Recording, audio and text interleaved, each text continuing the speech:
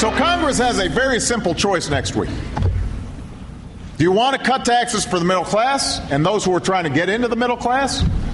Or do you want to protect massive tax breaks for millionaires and billionaires, many of whom want to actually help? That was President Obama speaking in Manchester, New Hampshire today, challenging Congress to approve the part of his jobs bill that would extend the payroll tax cut, which is set to expire at the end of this year. In anticipation of the president's visit, Republican presidential candidate Mitt Romney welcomed him with an open letter ad in 3 New Hampshire newspapers saying, "Welcome to New Hampshire. I would like to lay out for you what some of what I will be saying on the campaign trail if I am fortunate enough to become my party's candidate. Your policies have failed." Romney continued that theme in his very first television ad of the campaign. I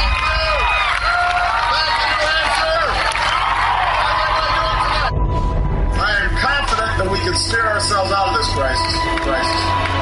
And who's been in charge of the economy? We need a rescue plan for the middle class. We need to provide relief for homeowners.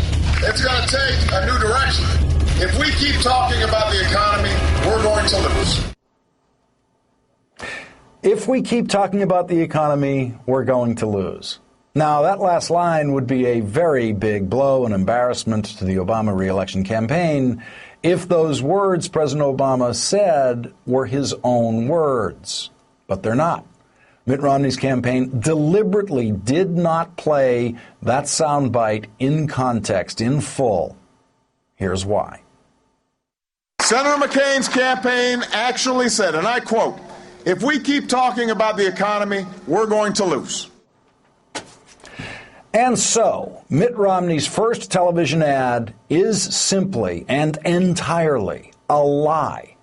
The 2 Republican candidates with the most money to spend on television ads have so far spent it all lying.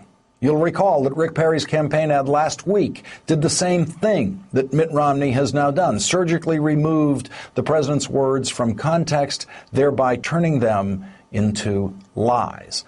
Lies. And that's what they are being those lies are being called fair rhetoric by some Republican commentators who themselves are lying when they say everyone does this sort of thing in political advertising. Joining me now is Eugene Robinson, Pulitzer Prize-winning columnist for The Washington Post and an MSNBC political analyst.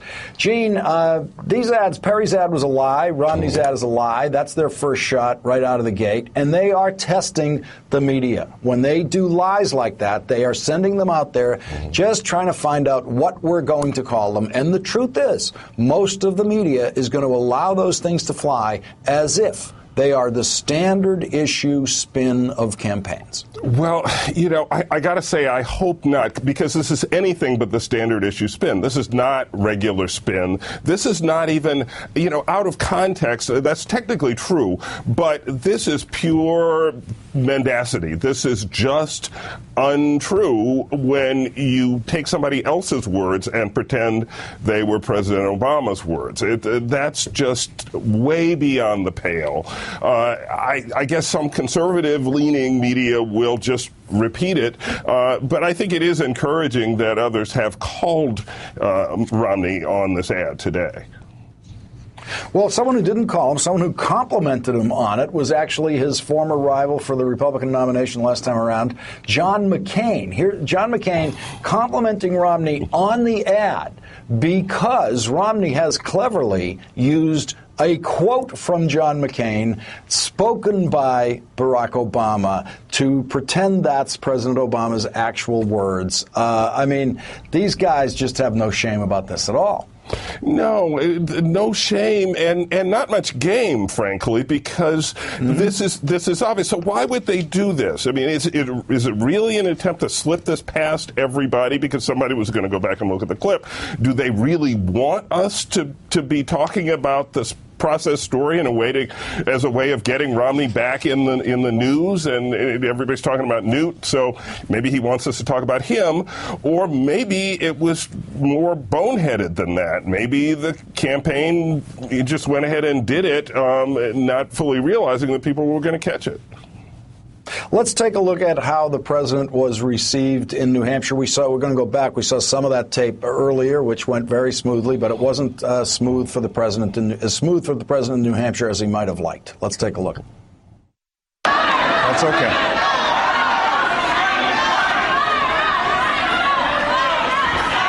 So a lot of the folks who've been down in New York and all across the country in the Occupy movement, there is a profound sense of frustration. There's a profound sense of frustration about the fact that the essence of the American dream, which is if you work hard, if you stick to it, that you can make it, feels like that's slipping away. And that's not the way things are supposed to be. Not here, not in America. Gene, is the Occupy movement earning its nonpartisan credentials by heckling President Obama? Is he going to have to expect more of this?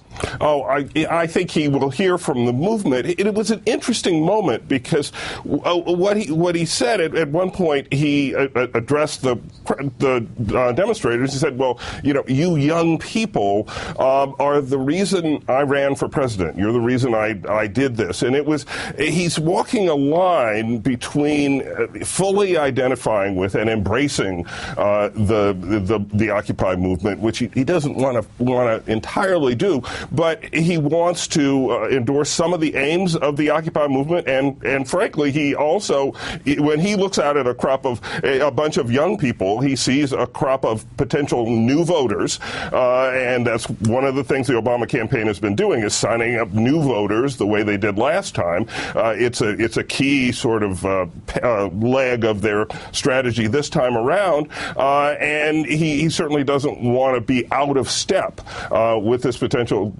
constituency.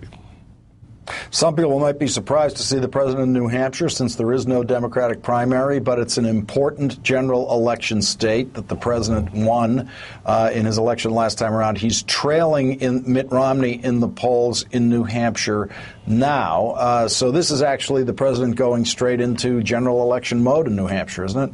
It's him going into general election mode. It's him going into the lion's den, really. It's a state where Romney has a house, where he's way ahead in the polls. It would be very difficult, I think, in a general election for Obama to be confident of taking New Hampshire from Romney, but it's kind of an in-your-face, and Romney reacted to it by coming out with his open letter. Obama's saying, this isn't your turf. You don't have turf. I have turf, and I'm coming to see New Hampshire.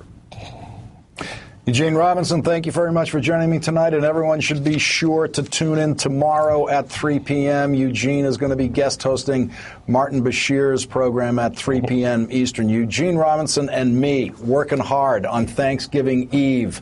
Thanks for joining me tonight. Great to be here, Lawrence.